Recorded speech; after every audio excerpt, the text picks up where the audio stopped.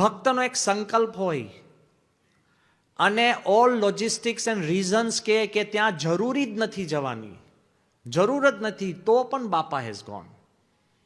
બધાને ખ્યાલ છે કે જ્યારે આપણે અક્ષરધામનું આયોજન કર્યું ને અક્ષરધામની અંદર આપણે ચેકોસ્લોવેકિયાના પ્રોફેસર યારોસ્લાવ ફ્રિચ અને આપણા નજીક આવ્યા સત્સંગીને, એ માળા નહોતા કરતા ને પૂજાય નહોતા કરતા, લેટ્સ બી વેરી ઓનેસ્ટ.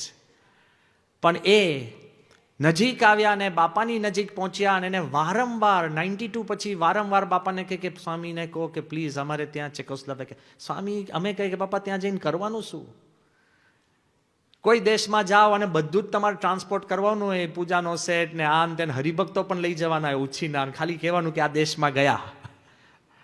આવું વિચરણ કેમ? એટલે વારંવાર પ્રોફેસર ફ્રિચે કીધું હતું, પણ બાપા કંઈ હા ના પાડે ને કોઈ એને પૂછવા દે પણ નહીં પછી, કારણ કે આયોજન એવું થાય ને કે ભાઈ ન પૂછે તો સારું. પણ 94ની અંદર સ્વામી અમદાવાદની સભામાંથી નીકળી અને પછી અક્ષરપીઠનું બિલ્ડિંગ છે એમાં લિફ્ટમાં સ્વામી જતા પ્રોફેસર ફ્રિચ પોતે ભેગા આવી ગયા.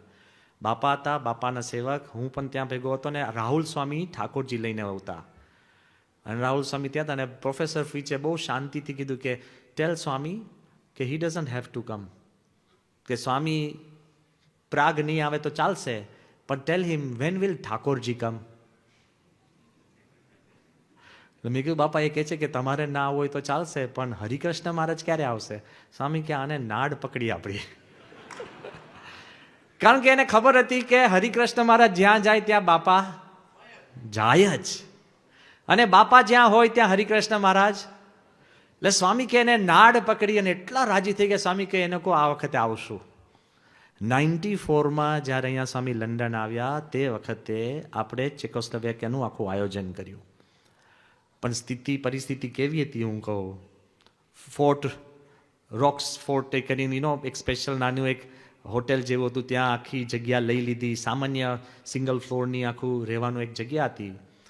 પ્રોફેસર ફ્રિચે એને બહુ જ મહેનત કરીને બાપાની વિડીયો જોઈને પૂજાની પાઠ તૈયાર કરી હતી. આ છે તે છે પોતાની રીતે, અને કોઈ બીજું મળે નહીં. કારણ કે મેં જ્યારે આખું એનું સેન્સસ ને બધું પહેલાંમાં બધું જોયું ત્યારે ખબર પડી કે આખા ચેકોસ્લોવેકિયાની અંદર લગભગ 15-20 ઇન્ડિયન્સ, અને પ્રાગની અંદર, પ્રાગ સિટીની અંદર લગભગ 8 થી 10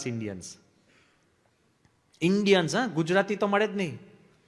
એટલે આપણને એમ હતું કે કદાચ બાપા આવે અને એક નાની એક સભા કરીએ આપણે, તો એક બે તો ઇન્ડિયન્સ તો બોલાવીએ, એ પરિસ્થિતિ હતી.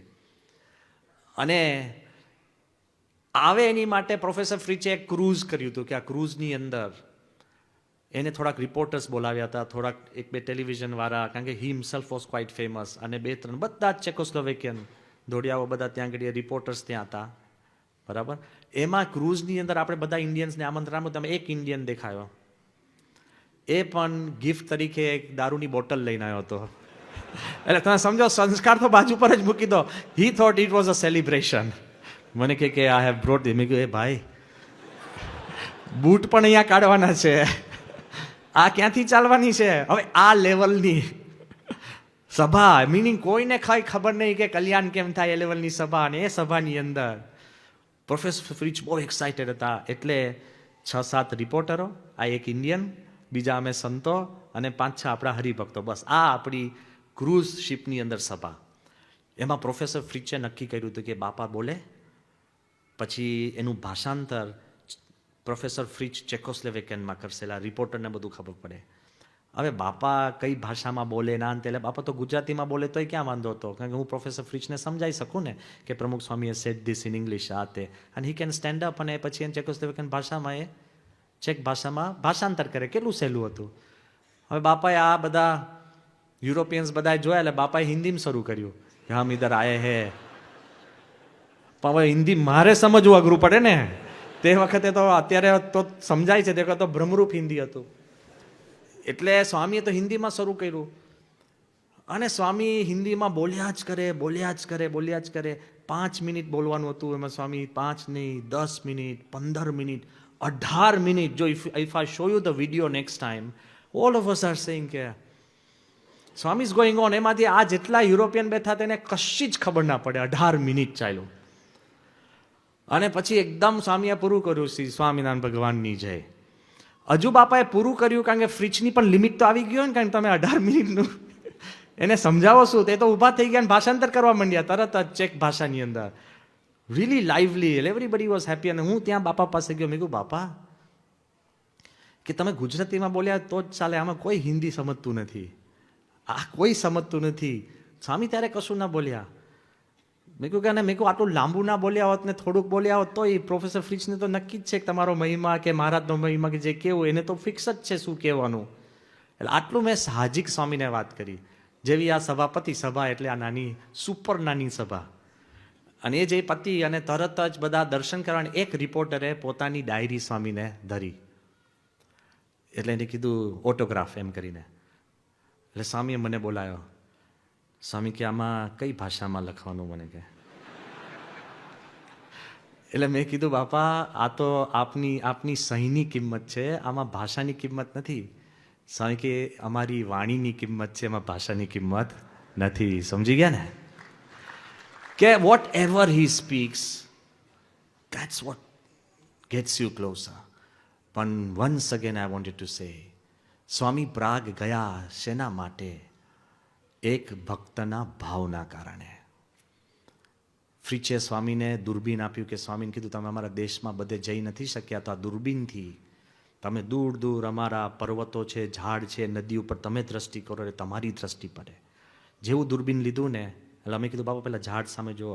સ્વામીએ સીધું પ્રોફેસર ફ્રીચના છાતી ઉપર મૂક્યું. સ્વામી કે એનો ભાવ બહુ સારો દેખાય છે.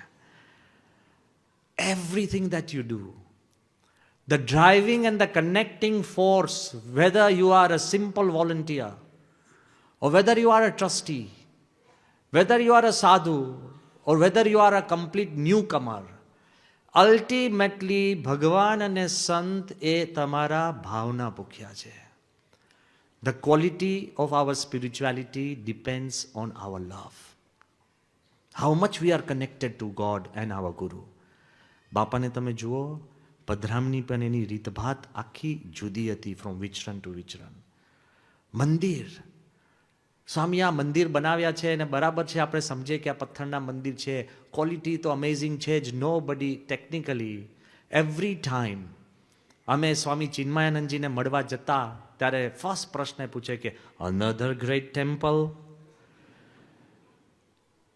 અને ત્યારથી ચિન્મયાનંદ સ્વામી કહેતા, ત્યારે બાપાએ લગભગ 80 થી 100 મંદિર બનાવ્યા હશે. ત્યારથી ચિન્મયાનંદ સ્વામી કહેતા કે in the history of Hinduism the greatest temple builder of our culture is Pramukh Swami Maharaj. જ્યારે 80 if Chinmayananda Swami was present here now, અને એમને ખબર પડે કે પ્રમુખ સ્વામીએ 1200 temples and the likes of Akshardhams, London mandir and different temples, તો કેટલી બધી એની છાતી ગજગજ ફૂલતી હોય. સત્યમિતાનંદ સ્વામીજીએ મને એકવાર કહ્યું હતું, એ લંડન મંદિરના દર્શન કરવા આવ્યા હતા 1995ની અંદર, આપણી સભામાં જન્માષ્ટમીમાં આવ્યા હતા. અને જઈને જ્યારે 95ના ઉત્સવની અંદર બાપાની જયંતિ અમૃત મહોત્સવ બોમ્બેમાં થયો, ત્યારે સ્ટેજ ઉપર સત્યમિતાનંદ સ્વામી, he was a very high spiritual leader. Once he was a Shankaracharya, respected, enlightened. પોતે પણ ખૂબ પૂજાતા હતા, એમને પોતાનો પણ ભક્ત સમુદાય બહુ બહોળો હતો, પોતે પણ એક બહુ જ ઊંચી આધ્યાત્મિક ભૂમિકા પર હતા. પણ એ સત્યમિતાનંદ સ્વામી જે હરિદ્વારમાં મુખ્ય ગણાય, અને જ્યારે કુંભ મેળાની અંદર લાખો સાધુઓ સ્નાન કરવા જાય, એમાં પ્રથમ પંક્તિમાં સત્યમિતાનંદ સ્વામી જેવા વડીલ સંતો પહેલા સ્નાન કરે, એ પ્રથા of all the સાધુ સમાજ, એ સત્યમિતાનંદ સ્વામી એમને સ્ટેજ ઉપર મને બોલાવ્યો અને મને કહ્યું કે બ્રહ્મવિહારી સ્વામી, મેરી ઓર સે પ્રમુખ સ્વામી કો એક વિનંતી કરો. 95 ડિસેમ્બર, આપણી અહીંયા આગળ 20th ઓગસ્ટ, એટલે એ પોતે તો આપણે 18મી ઓગસ્ટે જ્યારે આપણી નગરયાત્રા હતી ત્યારે પોતે આવેલા. ડિસેમ્બરની અંદર સ્ટેજ ઉપર એને મને કીધું કે મેરે ઓર સે પ્રમુખ સ્વામી કો એક વિનંતી કરો, અભી કરો, મેં મેરે નજર કે સામને દેખ શકું. એને જોઈ હતી વિનંતી કરતા મને. મેં કહ્યું સ્વામીજી कौन सी विनंती? है कि आप प्रमुख स्वामी को जाकर बताओ कि हरिद्वार तो मंदिरों का धाम है, मगर जैसा मंदिर आपने लंदन में बनाया है ऐसा मंदिर अब हरिद्वार में बनाओ. કોઈ આપણને કે હરિદ્વાર જેવું મંદિર તમે લંડનમાં બનાવો, પણ કેવું મંદિર સ્વામીએ બાંધ્યું કે હરિદ્વારના મુખ્ય સંત કે લંડન મંદિર જેવું મંદિર તમે હરિદ્વારમાં બનાવો. The quality of what he has created and the spirituality people feel in what Bapa has created.